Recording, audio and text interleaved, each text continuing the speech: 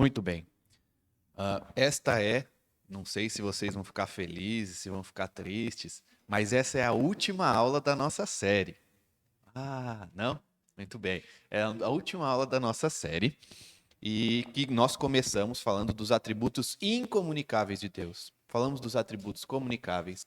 E aí essa é a terceira parte da terceira parte, onde nós falamos sobre mais o relacionamento de Deus conosco a partir destes atributos, certo? Então hoje a gente vai finalizar, e a classe Jeremias já veio para pegar somente aquela nata, o último, para aprender um pouquinho conosco. Então pode ficar a dúvida, mas a gente vai pegar a última coisa, a gente vai ficar aqui e não vai entender nada, né? Vai sim, tá tudo bem. Dá para entender, sim, né? Isso não vai ser um problema. Joia? Então vamos para a nossa introdução. Eu quero fazer uma pergunta para vocês que é a seguinte, ó. Quantas coisas que nós buscamos e desejamos sem nem necessitar delas? Talvez você esteja com o, o dinheiro um pouquinho mais apertado, isso é comum no nosso Brasil de hoje, né? E aí você olha para uma coisa que você tem em casa e fala, mas será que eu comprei isso daqui, né? Isso é muito comum, eu não sei se é o caso de vocês, mas alguns amigos que casaram próximo da data que eu me casei também, tava muito em alta aquela história de cafeteira, sabe? Que você tem que colocar o negocinho e aperta. É chique, né? É gostoso. Você só aperta, sai aquele cafezinho. Eu falava, eu acho que esse negócio aí não vai servir para muito, não. Por quê? Também porque você tem que ficar comprando aquele cafezinho e ele é caro, né? E aí toda vez a gente olhava para aquela cafeteira e falava, velho, a gente não precisava ter comprado isso, não. Acabou que a gente trocou, pegou uma coisa mais útil, enfim, deu certo. Mas continua essa pergunta. Quantas coisas que a gente fica pensando, isso daqui se eu conseguir isso daqui, aí eu vou ficar bem. Não, se eu comprar aquele outro ali, aí para mim vai ser o suficiente. Vamos ver aqui, apanhando um pouquinho, mas a gente já se encontra. Então, isso para mim, se eu conseguir, vai ser o suficiente. Se eu arrumar isso daqui, eu vou ficar feliz. Aí é que eu vou ficar. Isso vai ser o suficiente para mim? Será? Então fica essa pergunta: quantas coisas que a gente busca, que a gente deseja, sem mesmo a gente nem necessitar delas?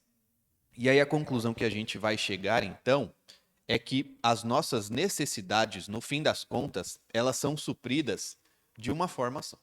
Então, talvez eu dizer isso pode soar para alguém, mas será? Toda vez é assim? Sim, as nossas maiores, olha só, necessidades, elas são supridas pelo Senhor. Não tem jeito. Já comprou o celular, aquele último modelo, assim? Olha, agora eu tô bem. Essa câmera aqui dá para tirar foto da Lua. Você vê a cratera da Lua. E aí dá uns 5, 6 aninhos. Foi até longe, né? Nem precisa ser tudo isso. Lança um outro, você fica, não, mas eu acho que eu precisava daquele outro agora. Isso com celular, com carro, com TV, geladeira, não é? Um monte de coisa na nossa vida. A gente está sempre atrás daquele outro e renovou. E quando a gente vai ver, a gente fala, talvez eu nem precisasse mesmo de tudo isso, né? Então, é claro que existem casos onde há, de fato, a necessidade, mas muitas vezes não. Então, a gente tem que chegar a essa conclusão que Deus é quem provê e quem cuida de nós. Se a gente for buscar esse cuidado, essa providência somente nas coisas materiais, a gente está perdido. É daí que vem, então, aquele chamado mal do século, né? A gente vê tantas pessoas sofrendo de ansiedade, sofrendo de depressão. Boa parte, certamente, é por causa disso. Está sempre correndo atrás do quê? A expressão que a gente usa é correndo atrás do vento, não é? Porque sempre as coisas vão se renovando, a gente está atrás e nunca é o suficiente, certo? Então, encerrando aqui a nossa introdução e entrando de vez no nosso tema, no nosso assunto, eu quero dizer para os irmãos que a nossa Bíblia, ela é a forma como Deus se revela para a gente de forma especial, certo? Então, quando a gente lê a Bíblia, a gente está vendo a palavra de Deus, literalmente. E aí muitos vão dizer que existem alguns textos que são quase que como mais especiais na Bíblia. Isso não existe, tá? Mas o que acontece de fato? Tem alguns textos que eles se aplicam de forma mais fácil para a nossa vida. Está escrito, ó, não faz isso. Entendi. Então imagina só que você pega toda uma parte da vida de Davi, isso é importante, isso é palavra de Deus. Mas daí vem a outra parte e fala assim, não furtarás. Ficou um pouquinho mais fácil de entender, tá mais direto, né? Por que eu estou falando isso? Porque hoje a nossa aula sobre a suficiência de Deus para nós, ela vai se basear no texto de Romanos. Alguns teólogos vão apontar Romanos como o ponto mais alto da teologia na própria Escritura. Por quê? Porque Paulo, ele vai falar sobre muitos temas variados da teologia aqui no livro, na carta aos Romanos. E aí, além disso, tem gente que vai dizer que se Romanos é o centro teológico da Escritura, o centro de Romanos é Romanos capítulo 8. Aí você já vai dizer assim, então fechou. Eu vou ler Romanos 8 e eu já estou sabendo de todas as coisas. Não é bem assim, mas já é um bom começo.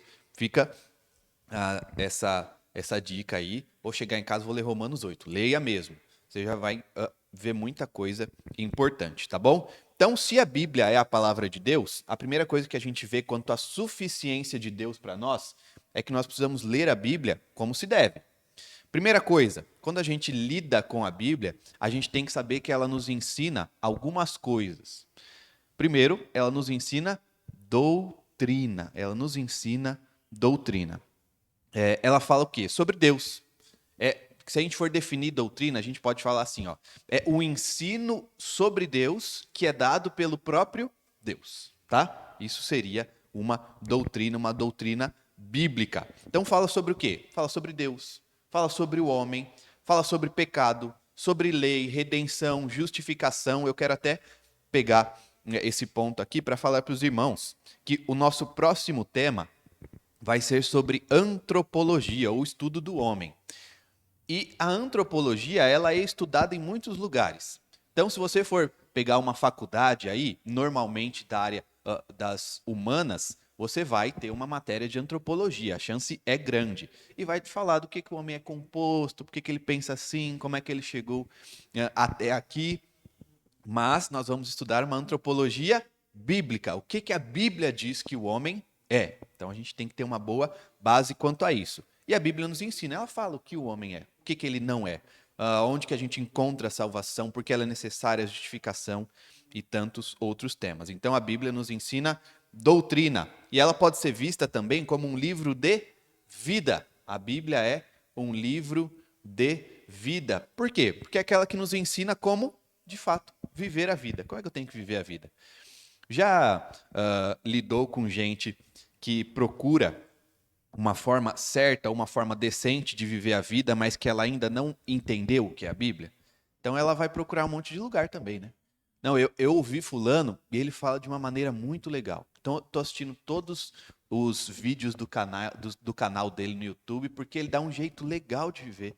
Ele fala sobre a vida de um jeito mais leve, mais tranquilo. Ou tem aquele programa de TV que ensina a gente a ter um relacionamento melhor um com o outro. Ou fulano dá um curso disso, enfim. Mas a Bíblia é aquela que vai nos ensinar como de fato se deve e como não se deve viver. Como se deve e não se deve servir a Deus. Lembrando, qual que é o fim principal do homem? A finalidade dele é adorar a Deus, né? Se alegrar nele para sempre. E onde que a gente aprende a fazer isso? É na Escritura, certo? Vamos um pouquinho mais. É também, muitos apontam assim, como o livro da igreja. Por que o livro da igreja? Porque é ela, a Bíblia, quem vai falar sobre o comecinho da igreja. Comecinho mais ou menos, porque se a gente já estudou isso, a gente viu que a igreja começou sim lá com Adão e Eva, e ela vai até pelo menos antes da morte do apóstolo João. Então é bastante tempo, né? Esse começo aí todo de igreja, ela conta isso. Mas também porque ela quem nos define. É a Bíblia quem define. O que é a igreja? A gente vai encontrar essa definição na Bíblia, certo? Então, de novo, se a gente fosse estudar uma antropologia do que o mundo fala, uma ciência da religião que o mundo vai falar, o que é a igreja? Então seria um fenômeno de pessoas que buscam a um ser maior, mais alto, coisas desse tipo. Mas a Bíblia é quem tem que nos definir e também tem que nos guiar. Quem é que nos guia quanto a servos, a cristãos? É a Bíblia que deve nos guiar, certo? Então é o livro também da igreja.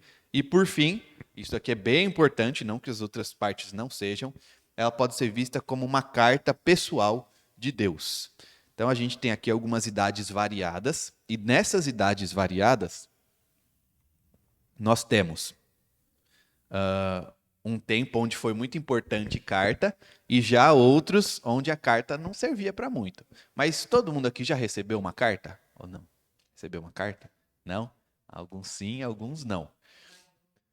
Não, né? Uma carta, ainda se for carta, foi aquele ali que o fulano escreveu no meio da aula e passou assim pro lado só porque não dava para falar alto, né? Mas tudo bem, vamos contar como carta também. Para que uma carta serve? Para trazer uma mensagem. Então, ó, vou até tomar cuidado nisso. Mas se a gente for trazer para o nosso dia hoje, quem tomou lugar da carta? O celular, né? Então seria uma mensagem, um WhatsApp de Deus, né? Cuidado com isso, né? Porque a carta talvez seja um corpo mais assim, mais cuidadoso, mas de qualquer forma é uma mensagem do próprio Deus para nós, porque de fato o Senhor ele fala conosco. Ele fala conosco. Isso aponta, essa forma de Deus falar conosco, ele vai apontar algumas coisas para a gente. Isso é apontado por meio da Bíblia, da Escritura. Tá? Vai apontar os nossos hábitos pecaminosos. Já pensou se recebeu uma carta, uma mensagem que seja? Aliás, antes, vamos pegar a mensagem, que aí a gente está todo mundo junto. Todo mundo já recebeu mensagem aqui, embora alguns não carta. Sabe quando você recebe a mensagem daquela pessoa e é mensagem de áudio? Uns 5 minutos assim? Olha. E aí não dá nem para você ver, porque às vezes aparece na notificação, você sabe mais ou menos o que a pessoa tá falando, né? Mas não dá, porque é áudio. E agora? E talvez seja aquela pessoa que já fica meio assim, o que será que aconteceu? Aí você já fica, eu não sei não. Aí você vai ouvir o áudio. E aí o fulano falando, ó, rapaz, eu sei que você tá fazendo isso de errado, você tem esse hábito aqui que você não devia. Que mensagem chata, né? Quem gostaria de receber uma dessa aí? Hoje, assim, logo depois do almoço, para a digestão ficar boa. Não tô fora, né? Mas o Senhor, ele aponta os nossos hábitos pecaminosos. Ele diz aquilo que a gente não pode fazer. Embora a gente não goste de ter o nosso erro apontado, a gente tem que gostar de fazer o que é certo. E para fazer o que é certo, a gente tem que corrigir o que faz de errado. Então a Bíblia ela aponta os nossos hábitos pecaminosos. Ela fala da nossa maldade, que é intrínseca ao homem, né? Que se tornou como característica do homem. Mas também fala, e aí essa é boa. Imagina agora que você recebeu um outro áudio. É outra pessoa. Essa daí é mais tranquila. Normalmente ela fala de coisa mais de boa, assim. Você começa a ouvir o áudio e é o fulano. Ô, rapaz, lembra que eu falei que quando eu tivesse um dinheirinho eu ia te mandar? Falei, agora sim, agora o negócio ficou bom. Então eu vou te mandar, mas vou mandar um pouquinho a mais ainda. Aí você vai ficar. Aí a digestão vai ser boa depois do almoço hoje, né? Então, a gente vê também as promessas do Senhor. A Bíblia não é só falando assim, o homem é mau, o homem é ruim, o homem merece inferno, o homem é pecador. Fala também, ó, vou estar com você todos os dias até a consumação do século. Ó, sua salvação é em Cristo Jesus. Ele que justificou você. Então você está seguro nele. Coisa boa, né? Aí o negócio fica bom. Então a Bíblia, é claro, ela mescla essas coisas. Ela trata destes temas. A certeza também de que o Senhor não vai nos faltar, que nada nos faltará, nada daquilo que a gente necessita, certo? Então vamos agora mais profundamente para Romanos. Abram comigo, por favor, irmãos, lá em Romanos 8. A gente vai pegar apenas a parte final, a partir do verso 31. Romanos 8, 31.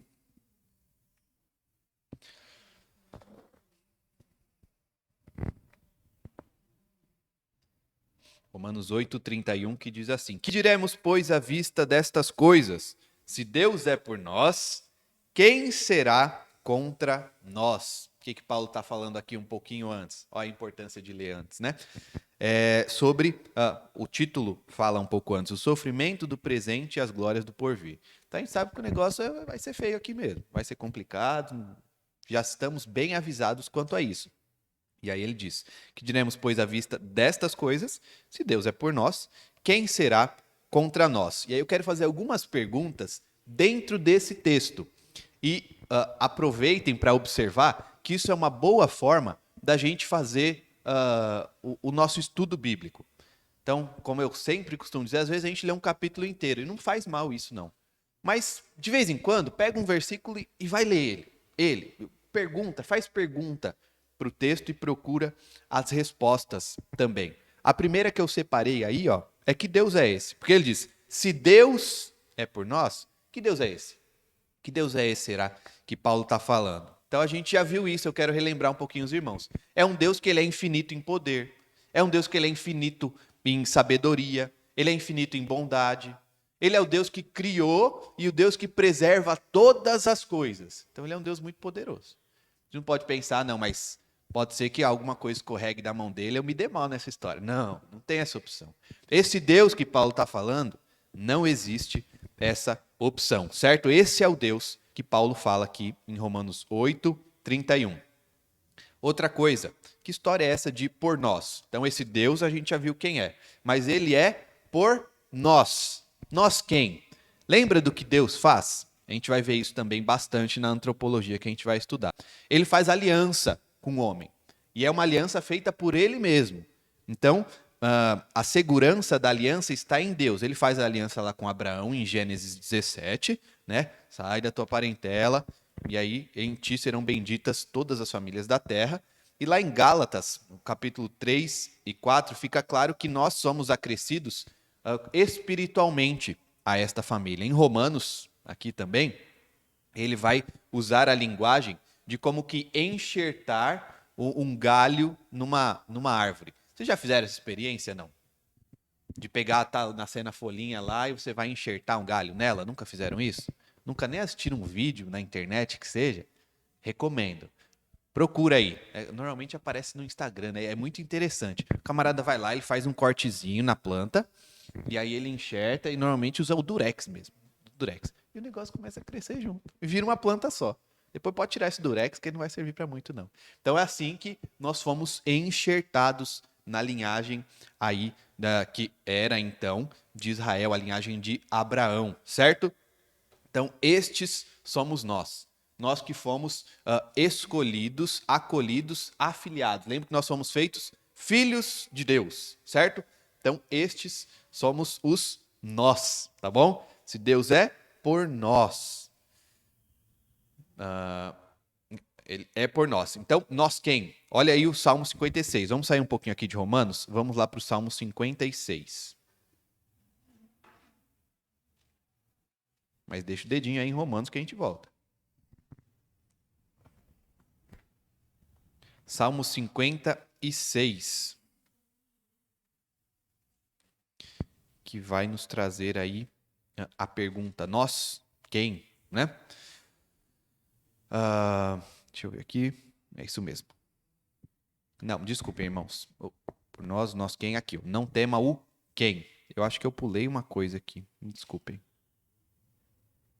Vamos lá para o Salmo 56, isso vai ficar claro. A gente vai ver um pouquinho do texto também. O Salmo 56, ele vai falar sobre a segurança que nós encontramos aqui, né? Se Deus é por nós, quem será contra nós? E Davi já passou por isso e deixou o Salmo 56 para a gente. Vamos ver aqui o verso de número 2. A gente vai ver que ele está em dificuldade. Olha só. Os que me espreitam continuamente querem ferir-me, e são muitos os que atrevidamente me combatem. Então o salmista estava em dificuldade, o negócio estava feio para o lado dele. Mas, vamos dar um pulinho ali para o verso 8. Olha só.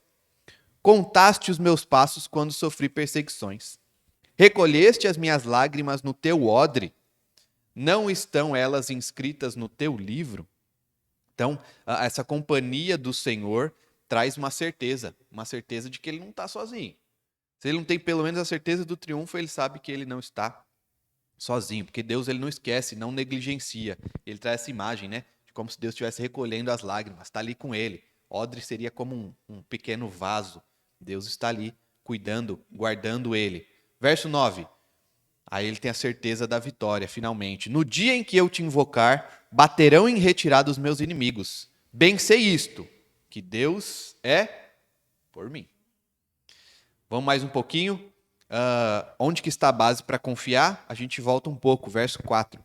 Em Deus, cuja palavra eu exalto, neste Deus ponho a minha confiança e nada temerei. E olha essa pergunta aqui, que legal, que diferente, podemos dizer. Que me pode fazer um mortal? Que me pode fazer um mortal? O que será que ele pode fazer comigo? Olha, pode ser que você sofra bastante. Pode ser que o negócio fique feio pro seu lado. A sua família, que você perca tudo. Mas é isso. É isso. A salvação em Cristo, ela está garantida? Está garantida. A gente tem que temer não os homens, mas a Deus. É Ele a quem nós devemos temer. Por quê? Por que me pode fazer um mortal? Certamente não pode me fazer, por exemplo, perder o bem mais precioso, né? Que é a salvação. Então, ainda falando aqui sobre quem, o Salmo 56 ele traz algumas características de um cristão. A gente vai passar rapidamente por isso, só porque a gente já está aqui no Salmo 56. A gente já leu o verso 4 e o verso 10.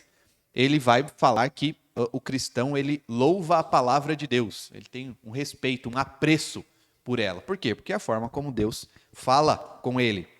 O verso 13, olha só o que o cristão faz. Pois da morte me livraste a alma, sim, livraste da queda os meus pés, para que eu ande na presença de Deus, na luz da vida. Então, ele ora e pede para quê? Para andar na presença de Deus. Então, sabe quando você está passando por dificuldade, enfermidade, situação difícil? Às vezes, a gente ora, por quê? Porque a gente quer sair desse momento difícil, óbvio, né?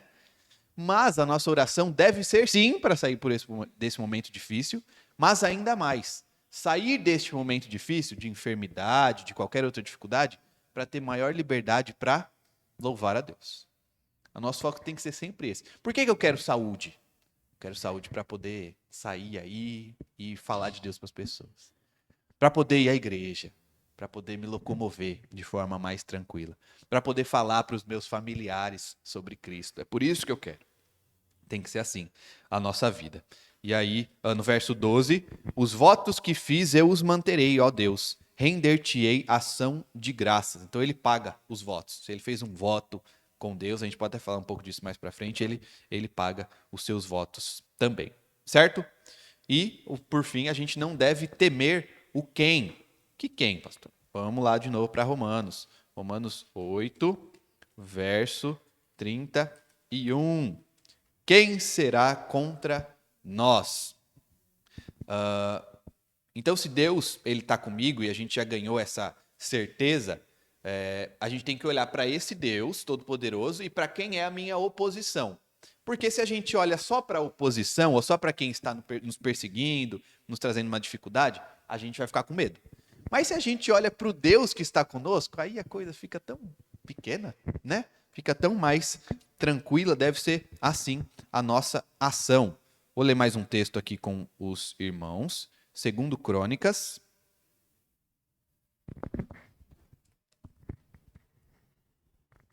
Capítulo 32.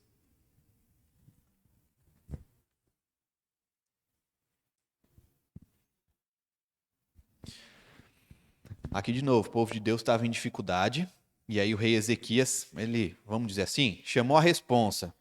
E aí olha lá o que ele fala. Sede fortes e corajosos, não temais, nem vos assusteis por causa do rei da Assíria, nem por causa de toda a multidão que está com ele, porque há conosco maior do que o que está com ele. Com ele está o braço de carne, mas conosco o Senhor, nosso Deus, para nos ajudar e para guerrear nossas guerras. O povo cobrou ânimo com as palavras de Ezequias, rei de Judá.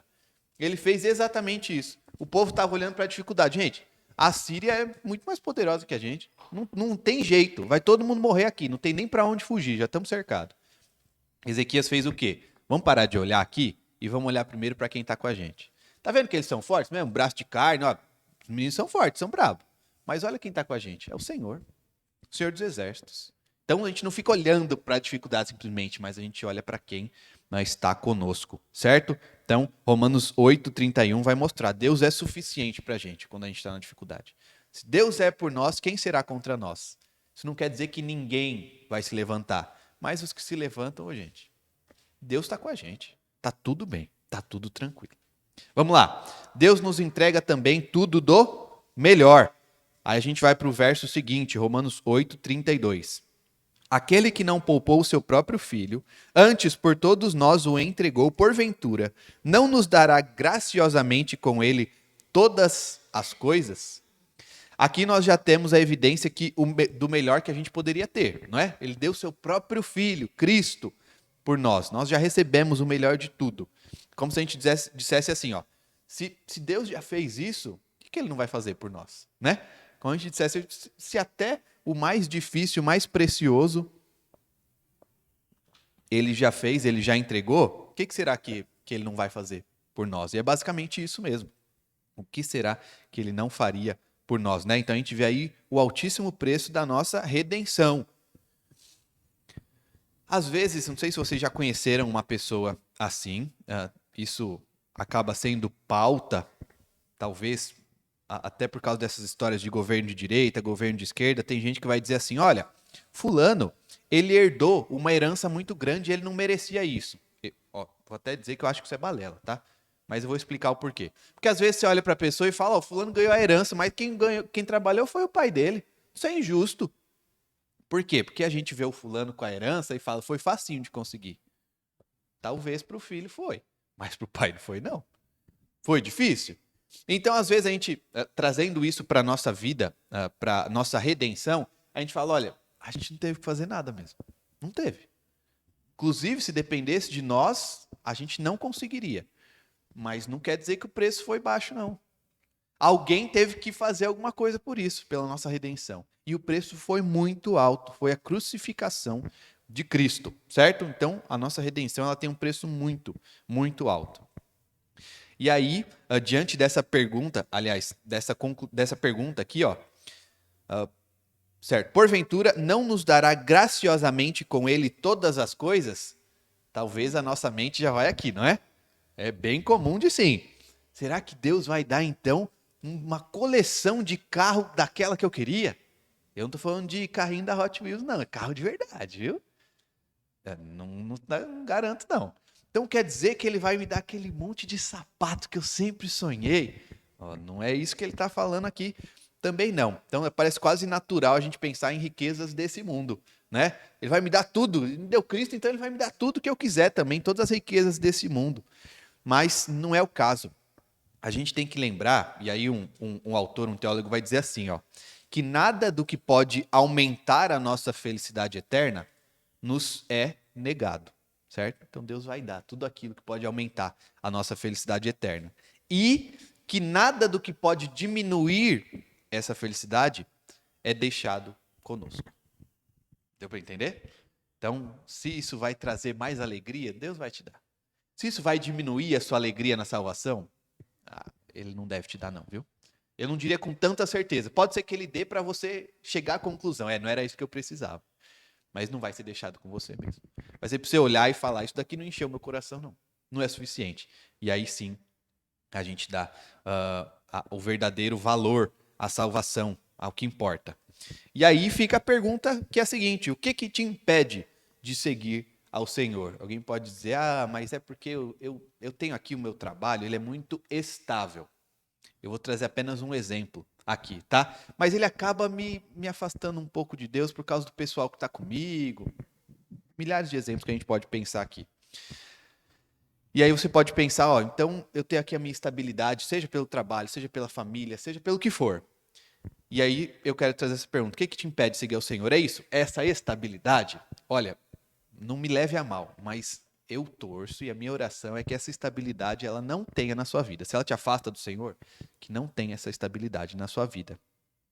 Porque a gente já observou, outra coisa que a gente viu nos atributos de Deus, a fidelidade dele. Deus ele é fiel. E a gente tem certeza acerca dessa fidelidade. Então, o que faz a gente vacilar quando o assunto é servir ao Senhor completamente? O que será que faz? Sabe aquele pensamento? Esse daqui, só mais um exemplo. Esse parece até pequeno, mas a gente pensa assim: eu tô muito cansado hoje. Mas hoje é domingo. Mas eu preciso descansar, porque senão segunda eu não vou dar conta. Preciso descansar, preciso ficar em casa deitado, sem fazer nada, olhando pro teto. Teto não, né? A gente fica olhando pro celular. Olhando pro celular para descansar. Tá confiando em Deus? Não tá, né? Mas ele não falou que o domingo é dele? Ele falou que o domingo é dele. Você tá confiando? Não tô. A gente tem que reconhecer essas coisas também, tá? Então a gente tem que confiar que Deus, ele nos entrega tudo do melhor, certo? Vamos um pouquinho mais. Romanos 8, 33. Quem intentará acusação contra os eleitos de Deus? É Deus quem os justifica. Que maravilha, né? Então quem é que vai nos acusar? Será que algum cristão, ao longo da história, já foi acusado, talvez até de coisa que ele não tenha feito? Certamente que sim. Será que algum cristão já foi acusado de coisa errada que ele fez? Certamente que sim também, né? A gente não costuma dizer, de fato, que o diabo ele nos acusa. Já passou por aquele momento que você está até quietinho, queria ficar quietinho, mas na sua cabeça fica, eu fiz aquilo lá. E pode até ser que seja um negócio que você fez há 15 anos atrás.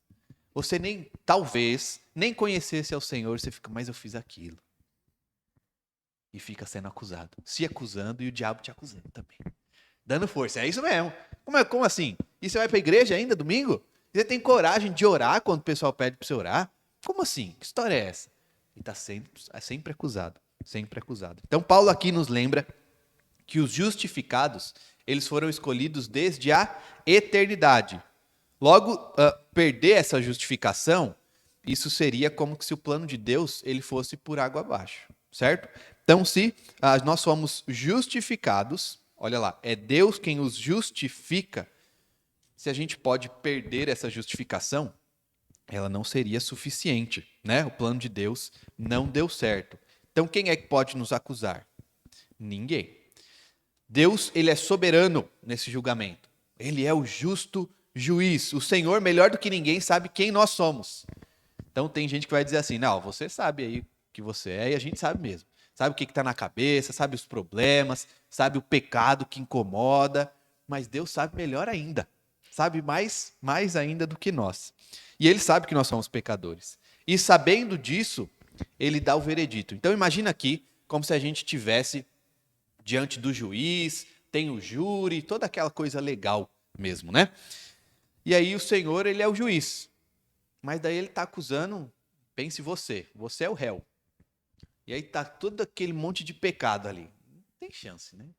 Condenação é o quê? Seria prisão perpétua, né? Mas não, é inferno, para sempre. E aí, só que o juiz, ele fala, ó, aqui, essa corte, ela é um pouquinho diferente. Eu sou acima de todos, de tudo de todos. E eu escolho qual que vai ser. Pode apresentar prova, pode apresentar acusação, tá tudo apresentado. É igual alguns costumam dizer, né? Que no fim dos tempos vai aparecer o telão e aquele monte de pecado, sabe? Isso não é verdade, tá? Não é bíblico. Mas vamos imaginar que fosse assim. Então todo mundo viu, todo mundo já tá sabendo. Só que o juiz fala, ó, só que ele tá justificado. Não é pelo mérito dele, é pelo mérito de Cristo. Então ele está justificado. Mas com tudo isso que ele fez, isso. E não adianta acusar. Eu justifiquei. Eu sou o juiz. Tá? Eu que justifiquei. Então, a gente vê como que a nossa salvação está garantida. O juiz encerrou o caso e falou, pode ir para sua casa. Não vai ser preso, não. Tá bom? Não tem acusação nenhuma. Tá? Caiu tudo por terra. E a mediação de Cristo, por quem nós somos justificados, ela é eficaz. Ela é suficiente. Se tem alguém que pode nos acusar, seria então Jesus. Imagina só. Seria o caso, né? Entra ele lá e fala, esse cara aí é o que ele fez. Inclusive, depois que eu morri por ele, ele fez mais esse monte de coisa. E quando o trabalho, o papel dele era testificar, testemunhar do que eu fiz para ele, ele ficou quieto, ele se calou. Eu fui traído por esse cara. Ele poderia nos acusar, não é? Tranquilamente. E, de fato, ele vem para julgar mortos e vivos, né? Disso a gente já sabe. Mas a gente tem que lembrar também que esse juiz, Cristo, foi ele quem morreu e ressuscitou por nós. Aí que muda a história. Você consegue pensar que Cristo teria morrido e ressuscitado para que finalmente ele pudesse chegar e falar: você fez tudo errado? Não faz nem sentido, né? Não tem muita lógica nessa história. Não, ele morreu e ressuscitou por aqueles que o Pai deu a ele, por causa dos nossos pecados e para que nós tivéssemos vida e vida em abundância, certo? Então, quanto à acusação, Deus, de novo, ele é suficiente para nós, certo? Vamos aqui apenas mais um, o verso 35. Ainda tinha o 34, né, quanto à condenação, mas vamos para o 35. Fica a pergunta aí, ó. Quem nos separará do amor de Cristo? Vamos parar aqui um pouquinho, que ele vai dar aí algumas opções, né? Quem nos separará do amor de Cristo? A resposta é que Deus é suficiente como nosso protetor. Inclusive, quanto à união com Ele, quanto à salvação, Deus ele é suficiente. Vamos dar um pulinho aqui para 1 Pedro, capítulo 1, verso 5, que diz assim: sois guardados pelo poder de Deus mediante a fé para a salvação, preparada para revelar-se no último tempo. Guardados por quem? Pelo poder de Deus. Deus é suficiente para a nossa proteção. Certo? Então quer dizer que se um dia eu for convocado para uma guerra, eu não preciso nem usar um capacete. Não é isso que eu estou dizendo. Tá? Não é isso que eu estou dizendo. Você tem parte também, inclusive quando a gente fala da própria santificação, né? Deus é quem faz todo o trabalho de salvação, mas você tem trabalho na santificação. Então fica como que isso, né? Então eu vou para a guerra, eu vou levar arma, não. Boa ideia, né? Vou levar nem um capacete também. Eu vou sair lá de peito aberto, eu passo daqui para lá e pronto, resolvido o negócio. Não, você tem que fazer a sua parte também, tá? Não quanto à salvação, mas quanto à santificação. Outra coisa, Deus é suficiente como nosso objetivo. O que a gente entende disso? Que uma vida à parte de Deus, ela não tem sentido. Os irmãos que estavam nas quartas-feiras estudaram Eclesiastes, não é, Jonathan? E para resumir, bem resumido, por que será que Eclesiastes, o autor, ele é tão pessimista? Que estranho, né? O Salomão, ele conhecia Deus, como é que ele é tão pessimista? É aquela ideia, porque debaixo do sol, ou seja, a parte de Deus, nenhuma das coisas vai fazer sentido, certo? Então, eu tenho esse objetivo da minha vida. Isso está à parte de Deus? Ele não está nessa história? Não vai fazer sentido. De novo, não vai encher o nosso coração, não vai ser o suficiente. Portanto, não devemos temer o mundo. Eu vou terminar de ler aqui o verso 35. Será tribulação? Ou angústia? Ou perseguição? Ou fome? Ou nudez? Ou perigo? Ou espada? Será que isso pode nos separar do amor de Deus? Certamente que não. Ele é quem cuida de nós. Então a gente tem, de fato, uma lista enorme para temer de coisas do mundo. Olha aquilo ali, olha aquele outro. Paulo traz aí um resumo para nós, né? Mas a conclusão é que nós somos, verso 37. Olha só.